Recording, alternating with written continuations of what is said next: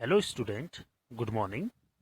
As we have started the history fourth chapter, so we are discussing. We have just the chapter begins with one example. We have discussed about the one tribal community, about the one chief of the tribal community. That is about the Birsa Munda. Now they have shown how these tribal people used to live, how they used to survive themselves, and which sort of the activities were done by them.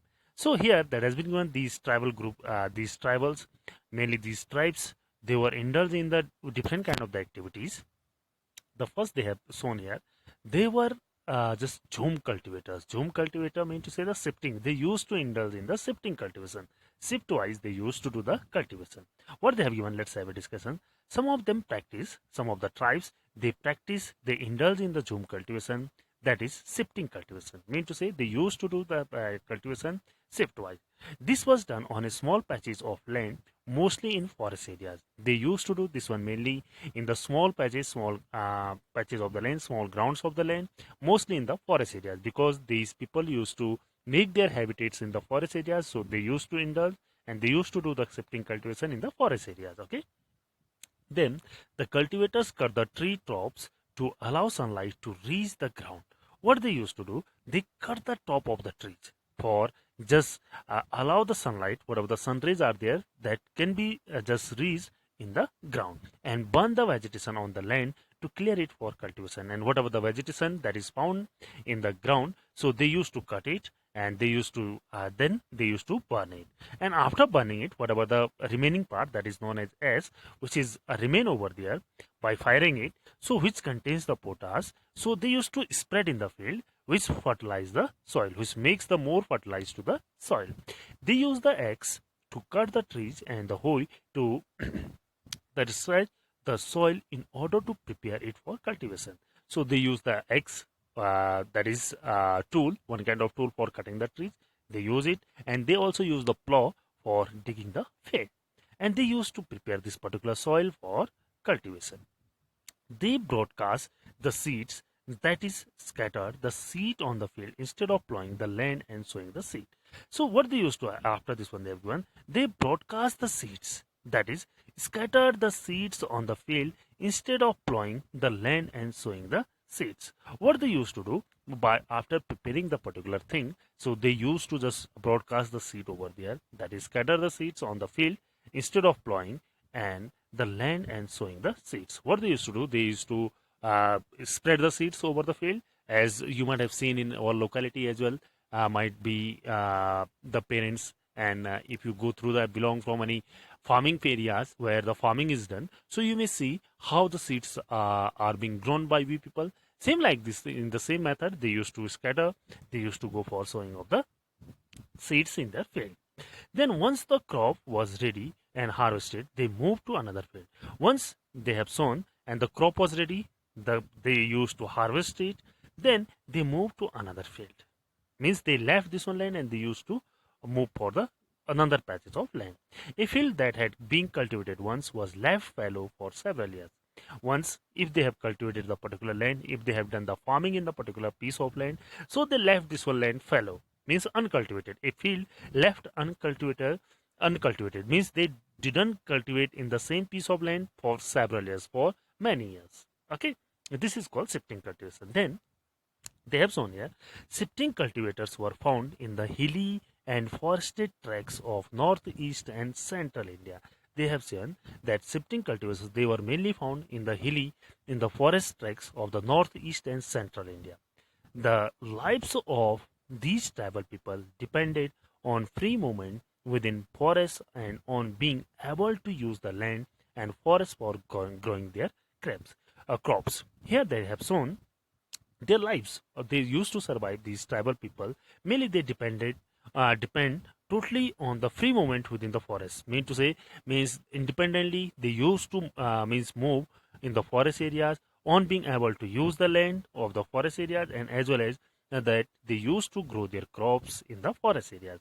That is the only way they could practice shifting cultivation, and that is the way they used to go for the shifting cultivation in the mainly forest areas. Okay, then they have shown the another example. They were hunters and gatherers.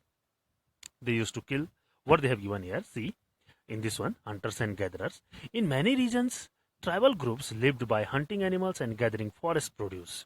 What they used to do in many regions, the tribal societies, the tribal communities people, they used to kill the animals and they used to gather whatever the forest produce were there.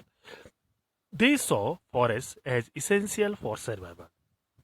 Means these forests were very essential, very important for surviving themselves. The Khonds were such a community living in the forests of the Odisha. They have given one tribal community, that is Khonds. It was such a community which mainly lives in the forests of Odisha.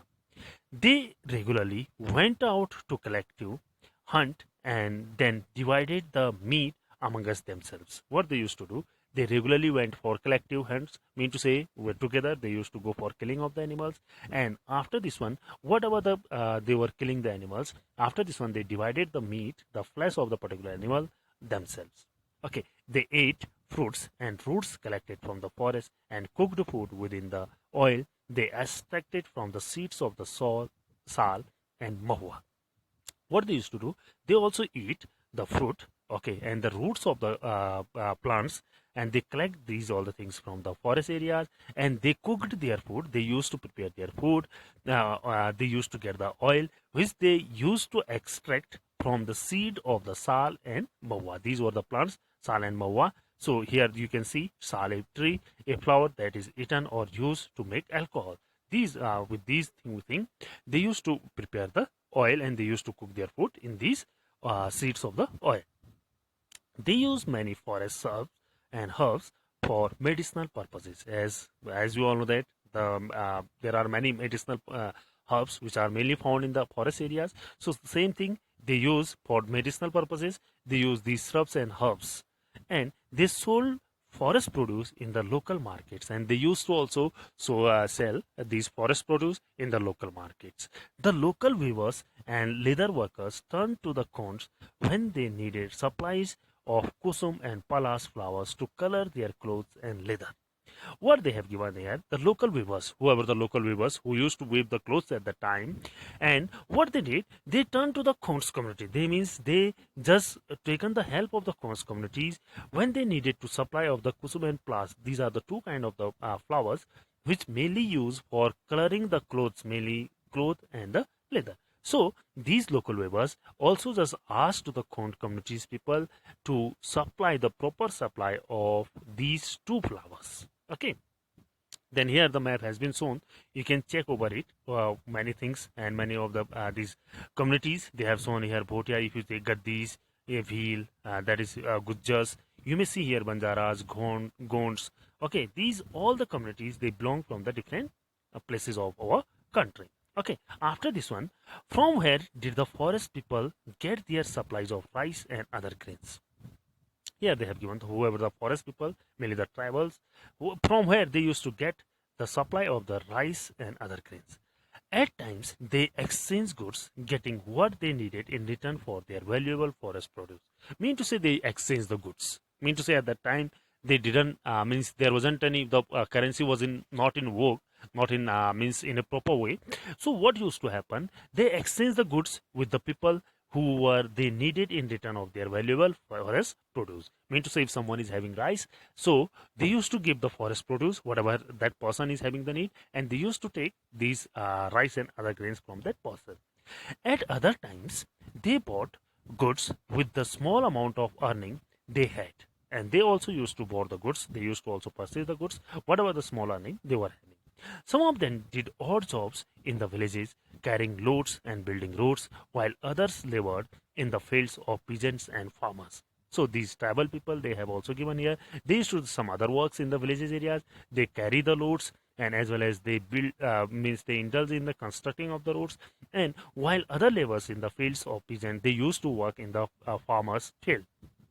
When supplies of forest produce shrank, tribal people had to increasingly wander around in search of work as a laborer. When these forests produced, these were shrank. Shrank means to say they used to be disappear. When they were going to be disappear, the means that is the amount of these forest produce that decreases. So what happened? These all the tribal communities people they wander here and there in search of the work as a laborers. but many of them, like the Vaigas of central India, were reluctant to do work for others. So here they have also given some of the communities, like they have given the Vaigas who used to live in the central India at that time. They didn't want to do work for others. Reluctant means to say they didn't want to do. They unwilling. They not willing to do the work for the others. The Baigas saw themselves as a people of forest who could only live on the produce of the forest. So these Vaigas, they saw themselves as a people of the forest areas, and they live on the produce. They live only on the produce of the forest. Whatever the produce, whatever the production that occurred in the forest, they used to depend totally on them. It was below the dignity of Vaigas to become as a laborer. So if they used to think, that means if they will become this one a laborer, they works as a laborer, so that will be against of their dignity. Okay, then after this one, tribal groups often needed to buy and sell in order to be able to get the goods that were not produced within the localities. So these tribal people mainly often needed to buy and sell in order to able to get the goods where were not produced within the localities. This led to the dependence on the traders and moneylenders. So what happened? So this led whatever the things they wanted to produce. So they would have been dependent on the traders and moneylenders who used to lend the money, who used to give the money.